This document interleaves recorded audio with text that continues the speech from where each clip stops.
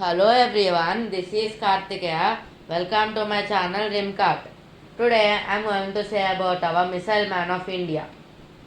Abul Pakir Jainulabdin Abdul Kalam is an scientist and politician who served as the 11th President of India from 2002 to 2007. He was born and raised in Rameshwaram, Tamil Nadu and studied physics and aerospace engineering. He spent the next 4 decades as a scientist and science administrator, mainly at the Defense Research and Development Organization DRDO and Indian Space Research Organization ISRO, and was intimately involved in India's civilian space program and military missile development efforts. He thus came to be known as the Missile Man of India for his work on the development of ballistic missiles and the launch vehicle technology. He also played a pivotal organizational, technical, and political role in India's Pokhran 2 nuclear test in 1998, the first since the original nuclear test by India in 1974. Kalam was elected as the 11th President of India in 2002 with the support of both the ruling Bharatiya Janata Party and the then opposition Indian National Congress, widely referred to as the People's President. He returned to his civilian life of education, writing, and public service after a single term. He was a recipient of several prestigious awards, including the Bharat Ratna, India's highest civilian honor.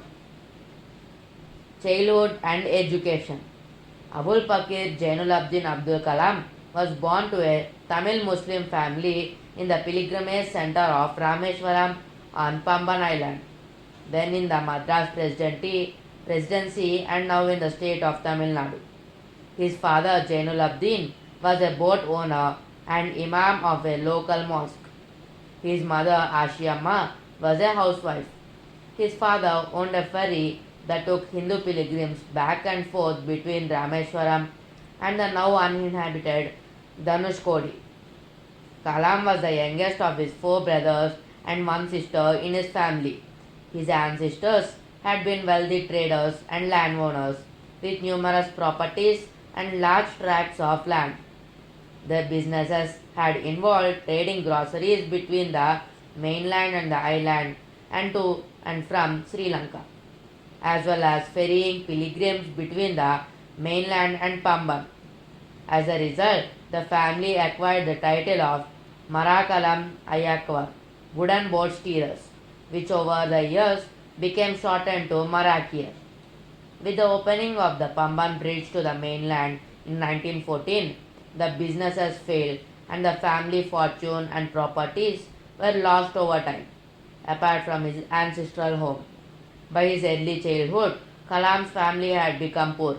At an early age, he sold newspapers to supplement his family's income. In his school years, Kalam had average grades, but was described as a bright and hardworking student who had a strong desire to learn. He spent hours on his studies, especially mathematics. After completing his education at the Swartz Higher Secondary School, Ramanathapuram, Kalam went on and attend St. Joseph's College, Tiruchirappalli, then affiliated with the University of Madras, from where he graduated in physics in 1954. He moved to Madras in 1955 to study aerospace engineering in Madras Institute of Technology. While Kalam was working on a senior class project, the dean was dissatisfied with his lack of progress and threatened to revoke his scholarship unless the project was finished within the next 3 days. Kalam met the deadline, impressing the dean. He narrowly missed achieving his dream of becoming a fighter pilot, as he placed ninth in qualifiers and only 8 positions were available in the IAF. Kalam's career as a scientist. After graduating from the Madras Institute of Technology in 1960, Kalam joined the Aeronautical Development Establishment of the Defense Research and Development Organization.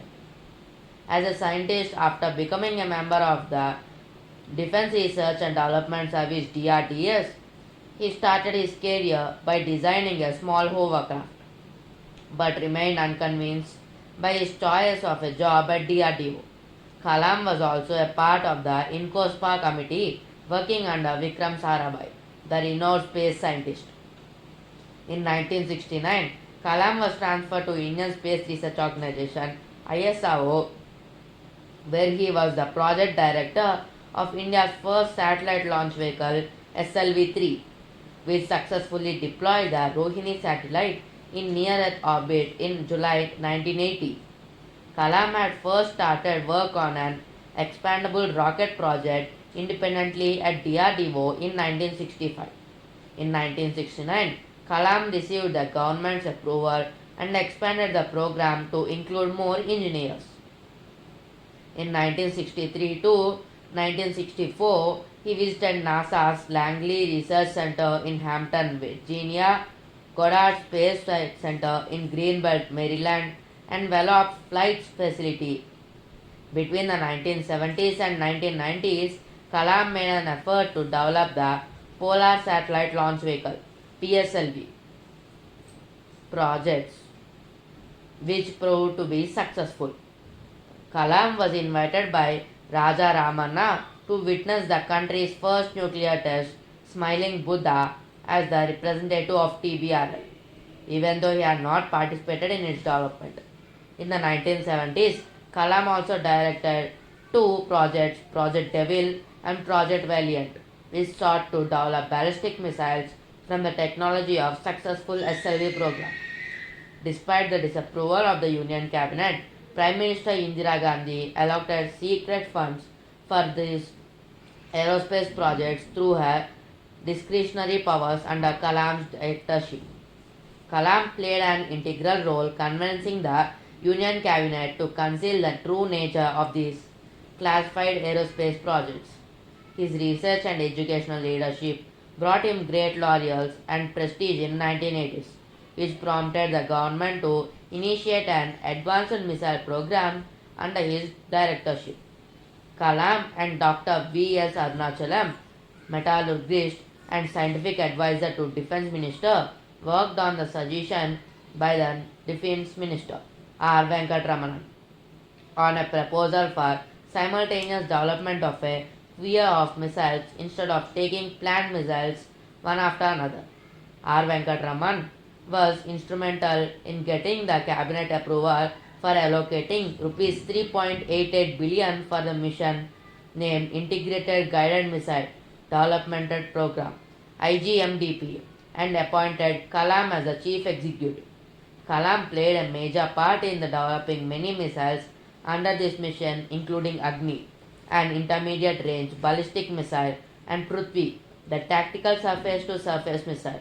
Although the projects have been criticized for mismanagement and cost and time overruns, Kalam served as the chief scientific advisor to the Prime Minister and Secretary of the Defense Research and Development Organization from July 1992 to December 1999. The Pokhran 2 nuclear tests were conducted during this period, in which he played an intensive political and technological role. Kalam served as the chief project coordinator along with Rajagopala Chidambaram during the testing phase. Media coverage of Kalam during this period made him the country's best known nuclear scientist. However, the director of the site test, K. Santanam, said that the thermonuclear bomb had been a fizzle and criticized Kalam for issuing an incorrect report.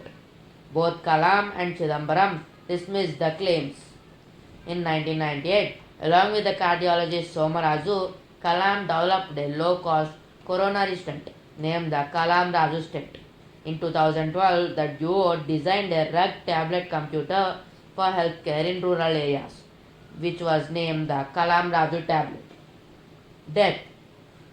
While delivering a lecture at the Indian Institute of Management, Shillong, Kalam collapsed and died from an apparent cardiac arrest on 27 July 2015, aged 83. Thousands, including national level dignitaries, attended the funeral ceremony held in his hometown of Rameswaram, where he was buried with full state honors. Thanks for watching. Please like, share and subscribe and hit the bell icon for more new updates. Meet you in the next video.